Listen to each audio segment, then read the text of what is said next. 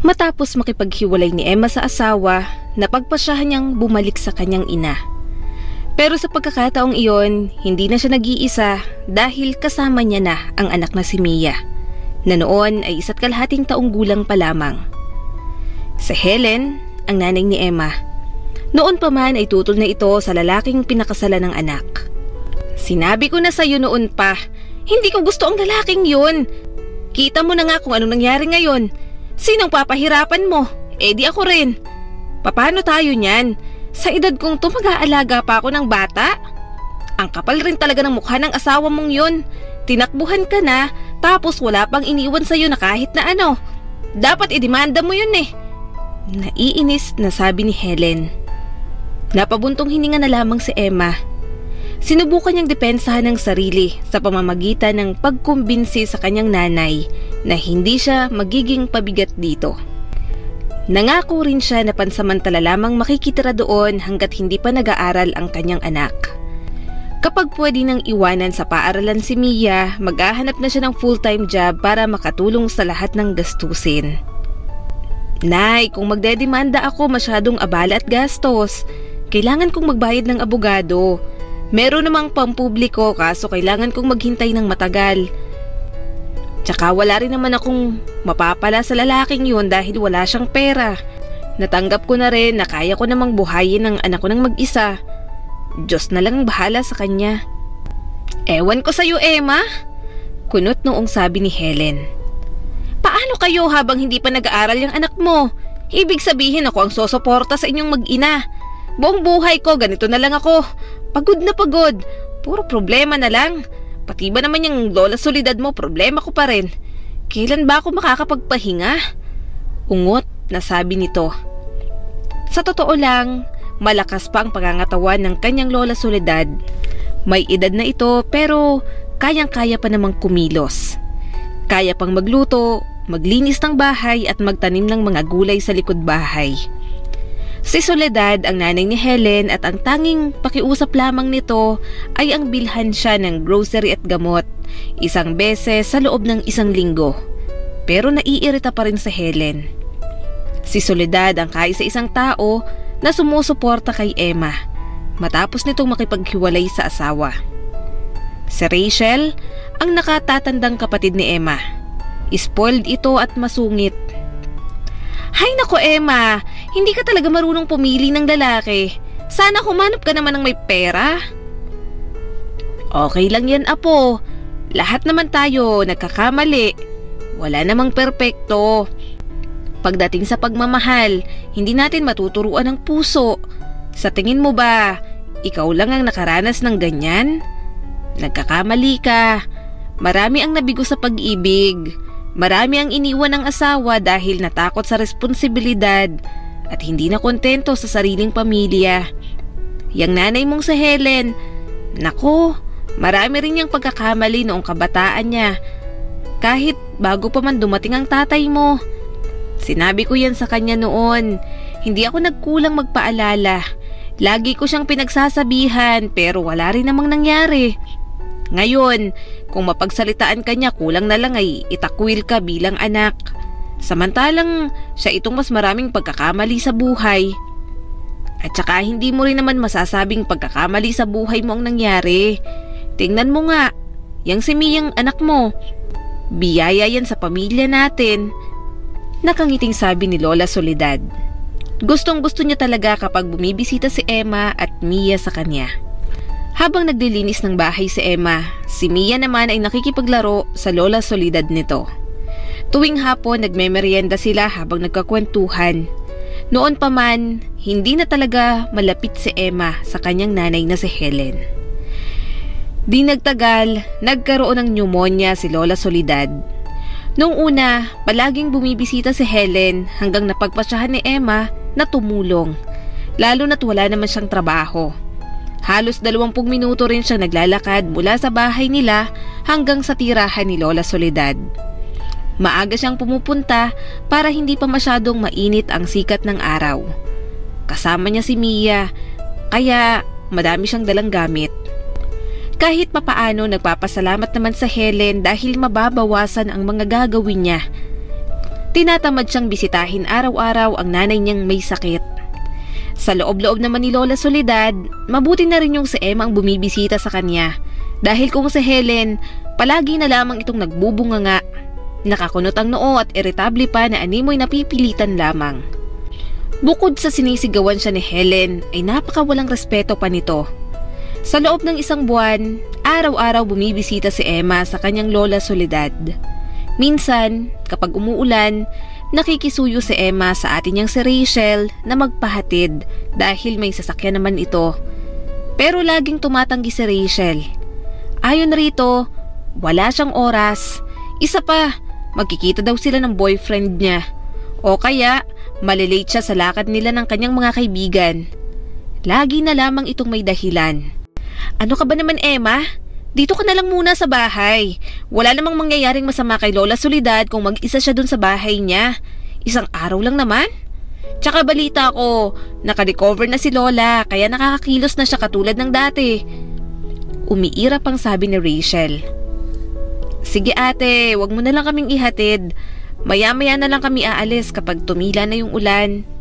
Napabuntong hiningang sabi ni Emma. Mula noon, si Emma na lang ang laging bumibisita kay Lola Soledad. Kasabay noon, sa kanya na rin inilipat ni Helen ang responsibilidad na alagaan at samahan ang matanda.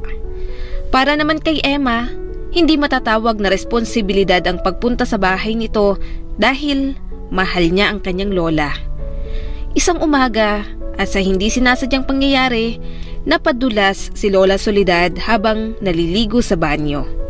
Napasama ang bagsak ng balakang nito kaya dinala sa ospital. Inabisuhan rin sila ng doktor na mas makakabuti kung huwag munang tumayo o maglakad si Lola upang masiguro na hindi mapopwersa ang balakang nito. Nang makalabas ng ospital, nakahiga lamang ang matanda. Sinunod niya rin ang reseta ng gamot ng doktor nang sa gayon mabilis ang kanyang recovery. Nang makauwi sa bahay, ang unang tanong ni Helen, sino ang mag-aalaga rito? Mama, bakit hindi na lang muna tumira si Lola dito sa bahay pansamantala? Suhestyon ni Emma. Subalit, malaki ang naging pagtutol ni Rachel at Helen. Ikaw naman Emma, kung ano-ano na naman ang naiisip mo. Hindi natin siya maaalagaan ng maayos rito.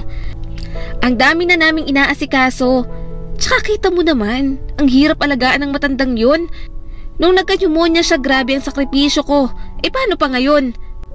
Reklamo ni Helen. Alam mo, yan din ang iniisip ko mama. 3 lang ang kwarto dito sa bahay. Walang matutulugan si Lola. Wika naman ni Rachel. Tinitigan ni Emma ang kanyang ina at kapatid bago nagsalita. Hahayaan niyo bang mag-isa si Lola? Ano bang problema niyo? Bedridden si Lola tapos papabayaan lang natin? Kung naaawa ka sa kanya, di doon ka tumira. Alam mo, magandang ideya yon. Total wala ka namang trabaho at nandito ka lang sa bahay. Para naman may magawa ka. Ikaw ang mag-alaga kay Lola tapos hindi mo pa kailangang maglakad ng malayo araw-araw. Nakangising sabi pa ni Rachel. Kung hindi ka papayag Emma, wala akong magagawa kundi ipadala ang lola mo sa nursing home. May mga doktor at nurse naman doon na titingin sa kanya. Doon mas maaalagaan siya ng maayos. Wika pa ni Helen na may halong pangungonsensya kay Emma. O sige, doon na lang ako titira sa bahay ni Lola.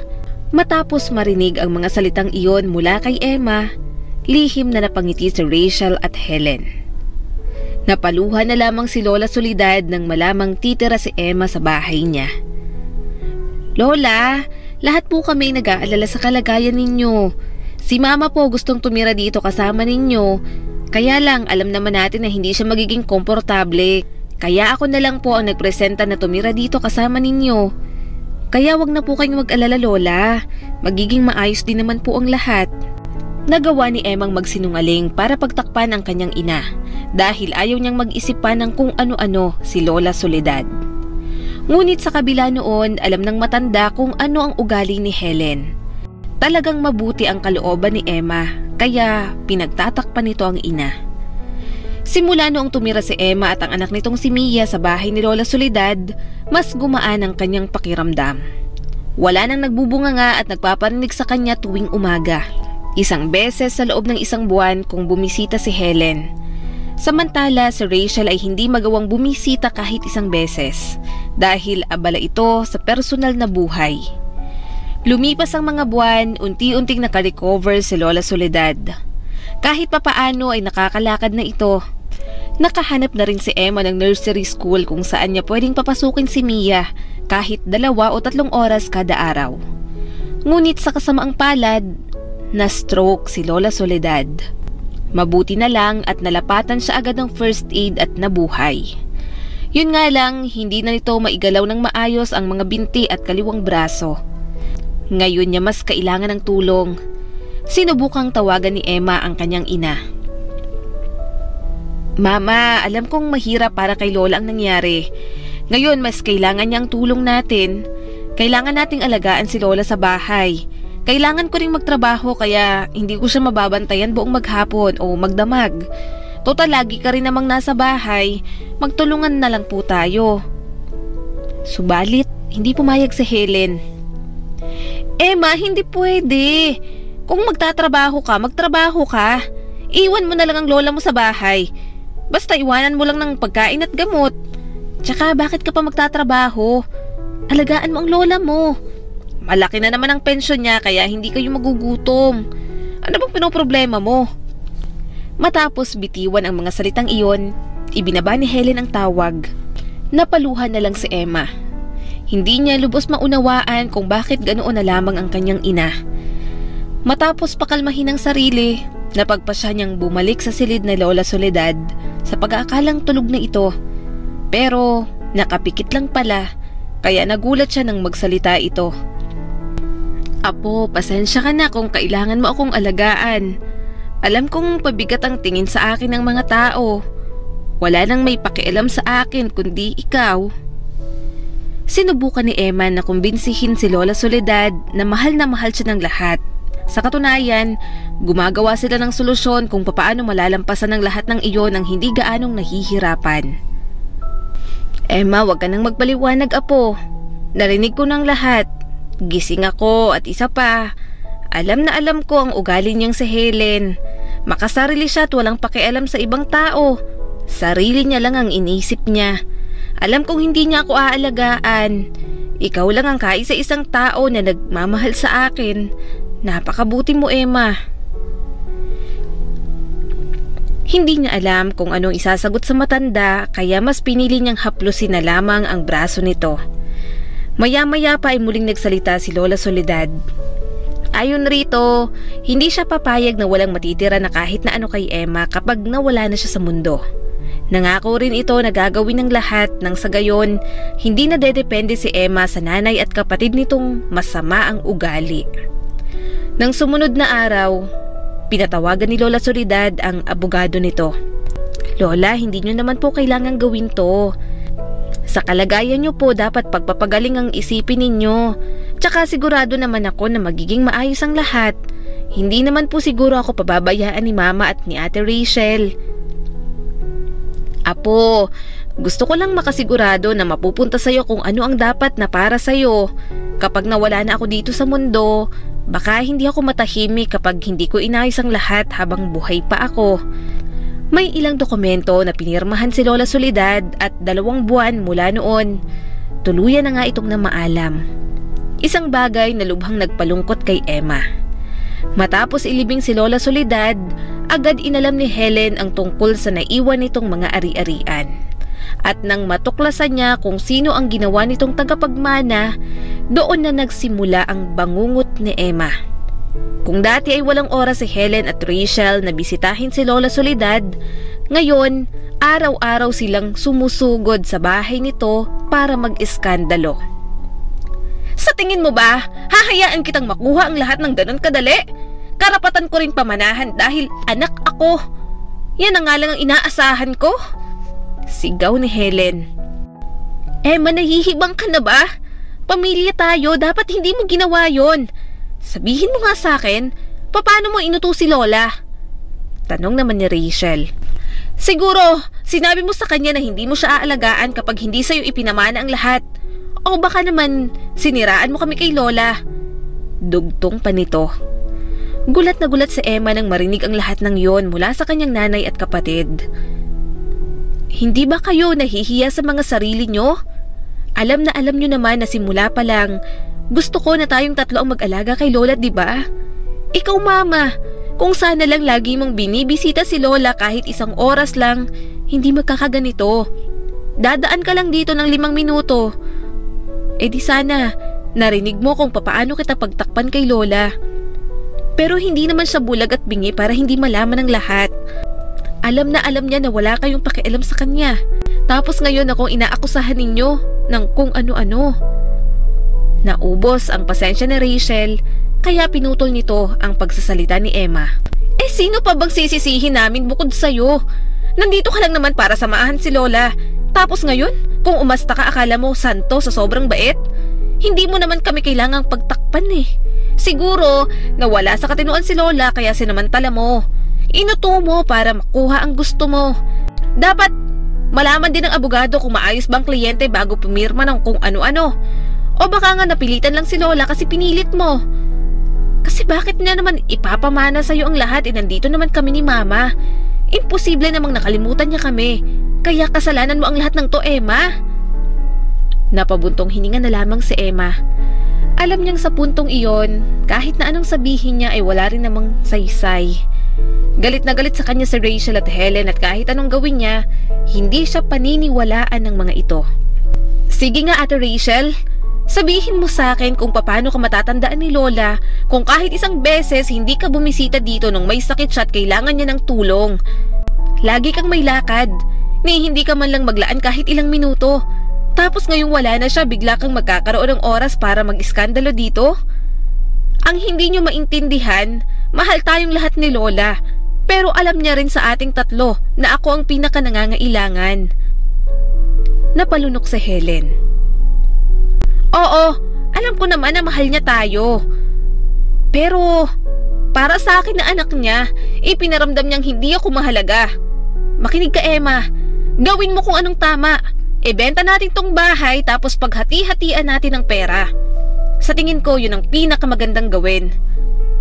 Marahil ay gagawin ni Emma ang bagay na yon kung hindi dahil sa anak niyang si Emma. Oo, Mama, tama ang sinabi niyo. Dapat kong gawin kung ano ang tama at makakabuti para sa akin at kay Mia. Aminin na natin, wala naman akong halaga sa inyo. Si Lola lang ang nagmamahal sa akin at nagpapasalamat ako dahil sa akin ipinamana itong bahay. Dito, walang sino man ang makakapagpalaya sa akin. Hindi ko kailangang tumira kasama kayo kung saan walang magsasabi na wala akong kwenta. Hindi ko po ibebenta ang bahay na to. Ito ang magiging tahanan namin ni Mia mula ngayon at sa mga susunod na panahon. Mariing sabi ni Emma. Mabilis na lumipas ang mga taon. Maraming beses na sinubukang bawiin ni Helen ang bahay. Pero bigo siya sa lahat ng iyon. Hindi niya naman mapatunayan na siya ang nag-alaga kay Lola Soledad dahil ang lahat ng witness ay kinukumpirma na tanging si Emma lang ang nag-alaga sa matanda. Matapos matalo sa kaso, pinutol ni Helen at Rachel ang komunikasyon kay Emma dahil traidor daw ito. Hindi naman nagsisisi si Emma sa nangyari pero nalulungkot siya kung bakit naging ganoon ang kanyang ina at kapatid. Siguro, balang araw, marirealize din ni Helen na kakailanganin niya ng tulong ng mga anak, lalo na't nagkakaedad na din ito. Nasisiguro ni Emma na kapag dumating ang araw na yon, walang maaasahan kay Rachel dahil makasarili din ito. Baka bumalik kay Helen ang lahat ng ginawa niya kay Lola Soledad, isang bagay na pagsisisihan niya ng sobra.